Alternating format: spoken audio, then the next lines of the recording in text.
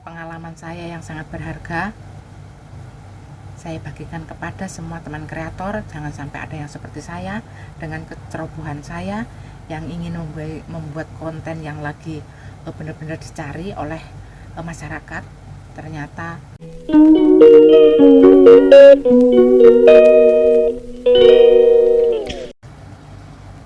halo, jumpa lagi dengan saya Prengil. Kali ini saya mau membagikan tutorial ataupun membagikan cerita sebagai seorang kreator YouTube yang kena klaim hak cipta ataupun klaim komunitas ya.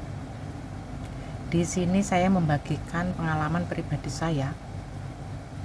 Semoga tidak ada kreator seperti saya yang kena klaim komunitas ya. Ingat, bukan klaim hak cipta ya, tapi klaim komunitas. Dan itu terjadi kepada saya tadi malam.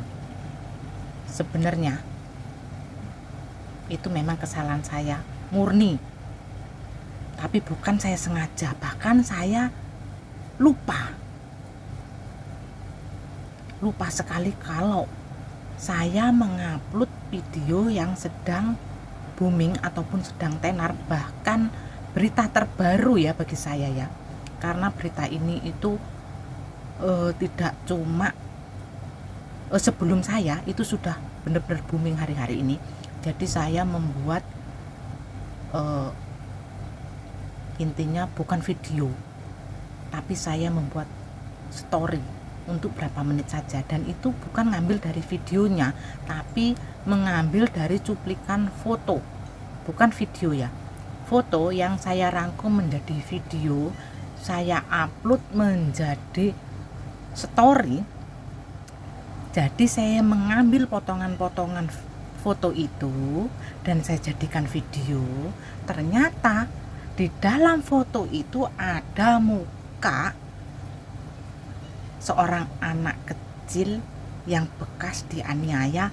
Saya lupa saya edit dan saya tidak bekukan muka itu ataupun tidak saya sensor.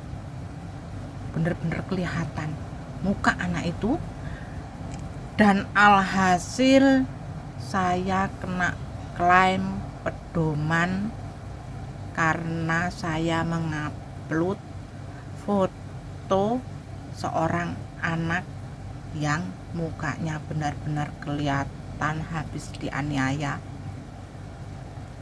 Konten baru saya upload berapa menit langsung dihapus oleh pihak YouTube. Saya kena klaim pedoman komunitas karena YouTube saya tidak untuk anak-anak. Rasanya teman-teman, kaget sekali saya teman-teman. Jangan sampai ada yang seperti saya. Malam tadi saya dapat pemberitahuan dari email, karena setiap saya mengupload video, mengupload konten, maupun itu konten pendek, story, video 3 menit, 7 menit, bahkan yang 1 jam ke atas, saya selalu mendapat pemberitahuan dari email. Dan semalam saya setelah mengupload video pendek, bahkan tidak sampai 60 menit, cuma 35 menit saya mengupload video. Itu pun bukan video, cuma potongan-potongan foto yang saya rangkum menjadi video story. Niat saya, karena kita konten kreator ingin memberikan berita sesuatu, tontonan yang bukan dulu ataupun yang sudah basi. Kita kepingin sesuatu yang benar-benar baru, berita yang benar-benar masih baru dan benar-benar dicari oleh penonton kita yang mereka butuhkan.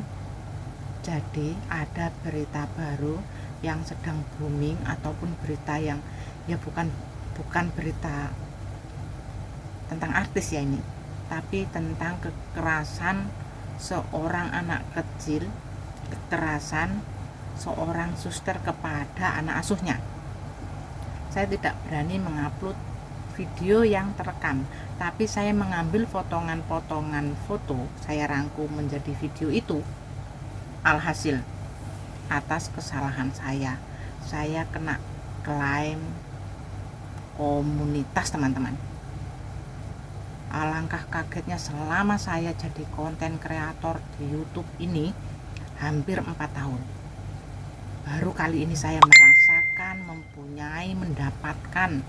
mempunyai video yang benar-benar kena klaim pedoman komunitas, bukan klaim hak cipta, teman-teman. Kalau klaim hak cipta bagi saya tidak seberapa, karena kalau kita tidak mau menghapus video yang terkena klaim hak cipta, kita akan bagi dua hasilnya. Tapi kalau terkena klaim komunitas, pihak YouTube sendiri yang langsung menghapusnya, teman-teman. Itu terjadi kepada saya. Alangkah kaget dan sedihnya saya dengan kebodohan saya, dengan ketidaktahuan saya, tidak mengikuti algoritma YouTube. Disitulah kenapa saya berbagi cerita ataupun berani membuat video ini, untuk supaya teman-teman yang melihat video ini jangan sampai melakukan kesalahan sama seperti saya. Karena kalau terkena klaim pedoman komunitas 90 hari pemberitahuan kita terkena klaim pedoman komunitas tidak akan bisa hilang. Dan setelah 90 hari konten kita ataupun channel kita baru bisa membaik, baru bisa berkembang. Intinya mungkin akan berhenti, tidak bisa berjalan lagi seperti semula. Mungkin jam tayangnya tidak akan bisa nambah, ataupun dolarnya kita tidak akan bertambah, karena kita terkena klaim pedoman komunitas, teman-teman.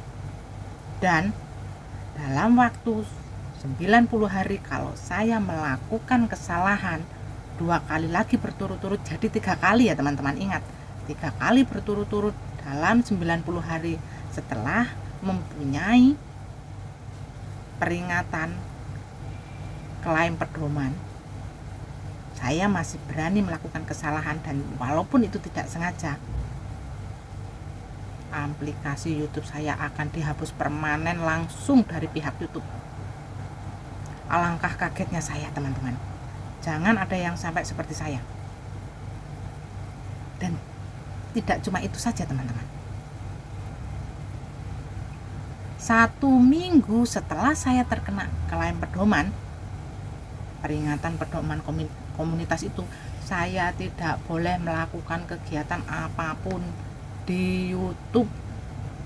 Jangankan mengupload video panjang, story pun tidak boleh, apapun.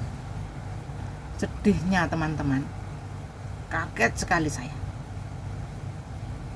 Kenapa saya sampai begitu, teman-teman? Kenapa saya sampai berani menceritakan ini? Jangan ada yang sampai seperti saya, karena kesalahan kita yang ingin mengupload video yang lagi booming dan kita tidak benar-benar mencermati, tidak mengikuti apa pedoman-pedoman, dan algoritma YouTube membacanya, langsung kita terkena klaim. Cuma satu kesalahan saya mengedit foto seorang anak yang sedang dianiaya oleh susternya itu. Saya tidak berani mengupload videonya, saya cuma mengupload foto. Tapi kesalahan saya, foto yang saya ambil itu, padahal itu foto diupload itu benar-benar jelas sekali di satu aplikasi ya. Aplikasi itu boleh saya sebutkan karena yang mempunyai foto itu, bahkan dia ditanya oleh pihak berwajib, dia pun bilang memang saya tidak mensensornya. Itu di Instagram, teman-teman. Di Instagram dia tidak mensensornya foto anaknya itu sendiri. Jadi saya mengambil dari situ karena saya merasa, oh ini diupload di sini aja bisa, jadi saya bisa ambil dari foto ini saya upload ke YouTube. Tapi ternyata tidak, teman-teman. Foto itu saya edit menjadi video dan saya tidak mensensornya, jadi benar-benar kelihatan wajah si anak ini yang bekas teraniaya, teman-teman. Kesalahan saya cuma tidak membuat blur ataupun benar-benar tampak kelihatan wajah si anak ini yang benar-benar habis kena kekerasan, teman-teman. Saya benar-benar kaget, teman-teman. Ternyata algoritma YouTube tidak sama seperti aplikasi lain.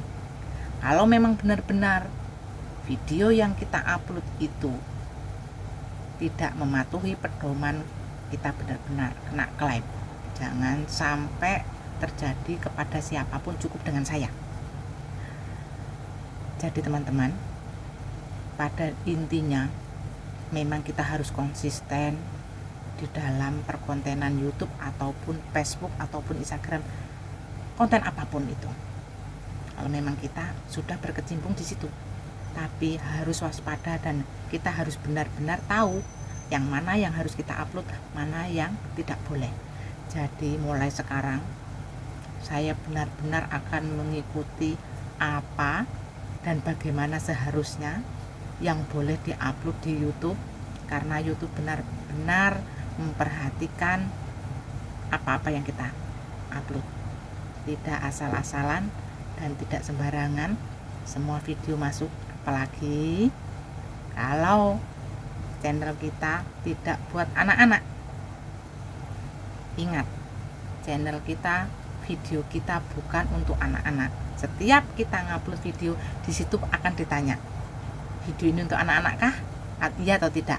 Setiap kita ngupload video pasti ditanyakan di situ. Sebelum kita menyimpannya, pasti ada pertanyaan di situ. Video ini untuk anak-anak kah? Untuk dewasa kah? Pasti kita memilihnya. Dan saya selalu memilih bukan anak-anak. Tidak buat anak-anak. Jadi terkena klaim pedoman komunitas. Itulah cerita saya hari ini dan pengalaman saya yang saya bagikan. Jangan lupa konsisten, semangat selalu. Ingat, harus tahu mana, bagaimana, dan pedoman apa dalam aplikasi yang kita buat untuk mencari dolar. Semangat selalu. Jangan lupa like, subscribe, dan komen. Ikuti terus video saya terbaru.